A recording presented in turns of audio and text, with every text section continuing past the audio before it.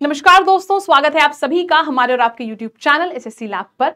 और आज मैं स्वप्निल अग्रवाल फिर से आ चुकी हूं आप सबके सामने एक बहुत ही बढ़िया सी न्यूज लेकर। तो डीडीए यानी कि दिल्ली डेवलपमेंट अथॉरिटी ने रिलीज करी है 1732 वैकेंसीज, जिसमें आपके इन पदों पर भर्ती शुरू होने वाली है। ये भर्तियां होने वाली हैं 6 अक्टूबर से शुरू। कब से कब तक फॉर्म भरे जाएंगे, कितनी कितनी वैकेंसी है हर एक पोस्ट के लिए, क्या पढ़ना होगा क्या नहीं पढ़ना होगा, सारी चीजें हम देखेंगे आज के इस वीडियो के अंदर। क्या एलिजिबिलिटी रहेगी, क्या एज क्राइटेरिया रहेगा, क्या डेट्स रहेंगे फॉर्म फिलिंग की, क्या डेट्स रहेंगी एग्जाम की, सारी चीजें हम देखने वाले हैं आज के इस वीडियो के अंदर। तो अगर आप भी चाहते हैं एक सरकारी नौकरी, वो भी दिल्ली डेवलपमेंट अथॉरिटी में, डीडीए में, तो इस वीडियो को एंड तक जरूर देखिएगा। ये एक बहुत ही बढ़िया लेवल की सरकारी नौकरी है जिसकी पोस्ट आई है 1732। इस वीडियो को एंड तक देखिए और अपने सभी दोस्तों के संग शेयर करिए जो कि दिल्ली डेवलपमेंट अथॉरिटी के बारे में जानना चाहते हैं। चलिए आइए शुरू करते हैं। बात करूंगी मैं डायरेक्टली ऑफिशियल नोटिफिकेशन की। तो इसकी जो फॉर्म फिलिंग है 6/10 यानी कि आज से 6 अक्टूबर से शुरू हो रही है। कब तक चलने वाली है? 5 नवंबर तक, 1 महीने तक फॉर्म फिलिंग चलेगी। एग्जाम बताया जा रहा है दिसंबर जनवरी में होगा। और जो स्टेज 2 का एग्जाम है, यदि आप एप्लीकेबल हैं कि नहीं, तो इसके लिए आपको डीडीए की वेबसाइट पे पता चलेगा। फिलहाल आपको अभी से लेके 5 नवंबर तक फॉर्म भर सकते हैं एंड दिसंबर जनवरी में फॉर्म इसका एग्जाम होगा, यानी कि दिसंबर एंड या फिर जनवरी स्टार्टिंग तक। ये तो हो गई इंपॉर्टेंट डेट्स की बात। अब बात करते हैं हम इनकी पोस्ट की। अगर हम पोस्ट की बात करते हैं तो पोस्ट में आपको क्या क्या चाहिए, क्या क्या होना चाहिए, इसकी बात कर रहे हैं। सबसे पहले बात आई है पोस्ट हमारी डेप्यूटी डायरेक्टर की, जो कि है आर्किटेक्ट के लेवल का। लेवल 11 की जॉब है। एज आपकी है 40 साल। एसेंशियल क्वालिफिकेशंस है मास्टर्स इन आर्किटेक्ट। ये सब है कौन सी पोस्ट जिसमें एक्सपीरियंस और ये सारी चीजें चाहिए होती हैं। डायरेक्टर, डेप्यूटी डायरेक्टर जिसमें 1 वैकेंसी, 2 वैकेंसी, 4 वैकेंसीज हैं। ये सब डायरेक्टर बहुत बड़े लेवल की पोस्ट हैं जिसमें कि आपको स्पेसिफिक डिग्रीज चाहिए होती हैं एंड उसके अलावा कुछ और भी डिजायरेबल क्वालिफिकेशंस होते हैं जो कि आपसे मांगे जाते हैं। ठीक है, फिर हम बात करते हैं, अब आती है बात जेई की, जूनियर इंजीनियर्स की। जूनियर इंजीनियर के लेवल की आपकी एक पोस्ट निकली है। जूनियर इंजीनियर वो हर एक ब्रांच का है। जूनियर इंजीनियर सिविल लेवल की जो पोस्ट है, इसमें आपके 18 से लेकर 27 वर्ष तक की आयु मांगी जा रही है। डिप्लोमा होना चाहिए सिविल इंजीनियरिंग में आपके पास, या फिर जो बीटेक है सिविल इंजीनियरिंग वाले वो भी अप्लाई कर सकते हैं आपके पास। जूनियर इंजीनियर सिविल की है 104 पोस्ट, कुल 104 पोस्ट निकली हैं। फिर इसके बाद आते हैं हमारी जूनियर इंजीनियर इलेक्ट्रिकल या मैकेनिकल। इसमें भी सेम वही क्राइटेरिया है, 18 से 27 वर्ष तक के लोग अप्लाई कर सकते हैं।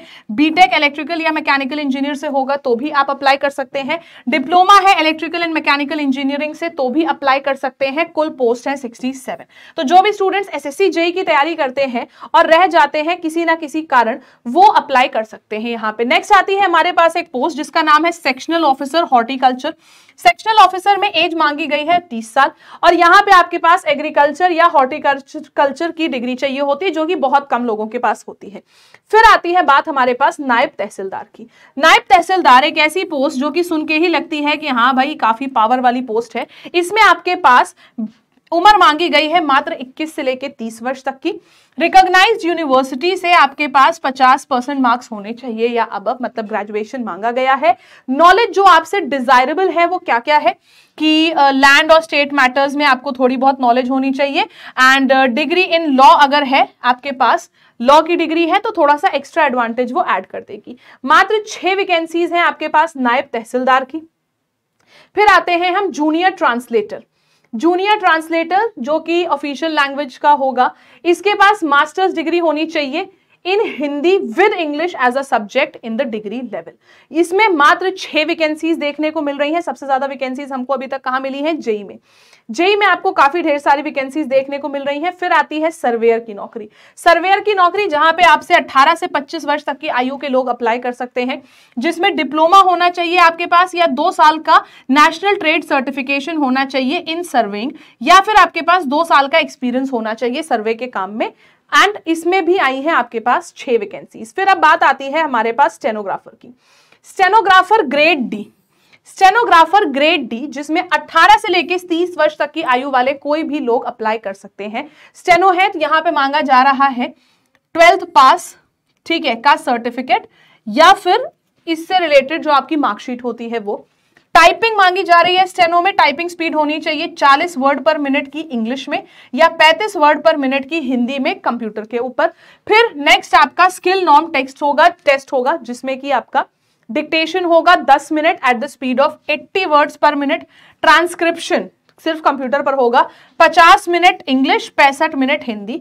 डिजायरेबल इसमें मांगी जा रही है preference to be given to such person who have acquired diploma in office management and secretarial practices from any recognised institution. Desirable है, मैंडेटरी नहीं भी होगा तो भी चलेगा। और स्टेनोग्राफर ग्रेड डी की है आपके पास 44 पोस्ट। फिर आती है पटवारी की। पटवारी जिसमें कि आपको 79 पोस्ट देखने को मिल रही हैं। 21 से लेकर 27 वर्ष तक के लोग अप्लाई कर सकते हैं। ग्रेजुएशन की डिग्री मांगी जा रही है। अगर आपके पास कंप्यूटर है, वर्किंग नॉलेज है हिंदी में तो बहुत ज्यादा अच्छा रहेगा। नेक्स्ट हमारे पास आता है junior secretariat assistant, 199 post. JSA junior secretariat assistant की 199 पोस्ट आई है जहां पे 18 से लेकर 27 वर्ष तक के लोग अप्लाई कर सकते हैं। 12th क्लास की डिग्री चाहिए, ठीक है, 12th क्लास का आपका जो मार्कशीट है या सर्टिफिकेट है वो चाहिए आपके पास। फिर टाइपिंग स्पीड होनी चाहिए 35 वर्ड पर मिनट इंग्लिश में या 30 वर्ड पर मिनट हिंदी में। फिर उसके बाद आपके पास कुछ वैकेंसीज आपको जो दे रखी हैं 199, उसमें कौन कौन से कैटेगरीज की वैकेंसी है, ये टोटल वैकेंसीज है 199, मतलब इसमें सारी ही कैटेगरीज की वैकेंसीज मिक्स्ड हैं, ठीक है। फिर आपसे JSA की ही बात करी जा रही है। JSA में आपसे सारी चीजें जो मांगी जा रही हैं वो बताई जा चुकी हैं। फिर आई है माली यानी कि गार्डनर की नौकरी जिसमें कि आपकी 18 से लेकर 25 वर्ष तक की आयु और 10वीं पास होना चाहिए। 282 वैकेंसीज हैं। फिर MTS non ministerial again 18 to 27 vacancies हैं, 745 सबसे ज्यादा। SSC MTS की तैयारी जो कर रहे हैं वो इसका फॉर्म जरूर भरे। MTS की जो नौकरी है यहां से भी आपको मिल सकती है। नॉन मिनिस्ट्रियल 10th पास होना चाहिए फ्रॉम एनी बोर्ड, ठीक है, कहीं से भी किसी भी बोर्ड से बस 10th पास की डिग्री चाहिए। ये हमारी कुछ वैकेंसीज हैं जो कि हमको देखने को मिल रही हैं।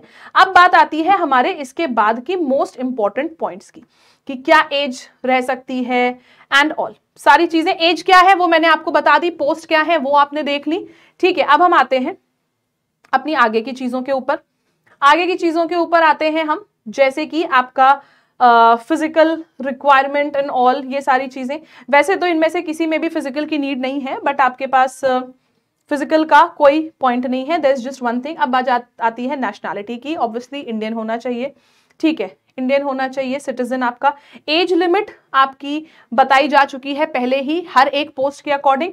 जो अपर एज लिमिट में रिलैक्सेशन है वो क्या है, SC एंड ST का है 5 साल, OBC का है 3 साल, person with benchmark disability 10 years, person with benchmark disability and SC ST जो है 15 साल एंड OBC है वो 3 साल, PWBD वाला, ठीक है। ये आपको एज में रिलैक्सेशन हो गया, मोस्ट इंपॉर्टेंट थिंग, ठीक है। फिर उसके बाद हमारी आ जाती है एजुकेशनल क्वालिफिकेशन। एजुकेशनल क्वालिफिकेशन सबके में दे रखी है एंड अलग अलग से सबके में दे रखी है। बेसिक जो है प्रिस्क्राइब्ड है पैरा 1 में जो मैंने अभी कराया। The candidates who have appeared in examination for obtaining requisite educational qualification mentioned in the notification are not eligible to apply for the post. एक बहुत ही बड़ा पॉइंट जिसमें कि लोगों को लगता है कि हम अपीयरिंग है तो क्या हम अप्लाई कर सकते हैं, नहीं।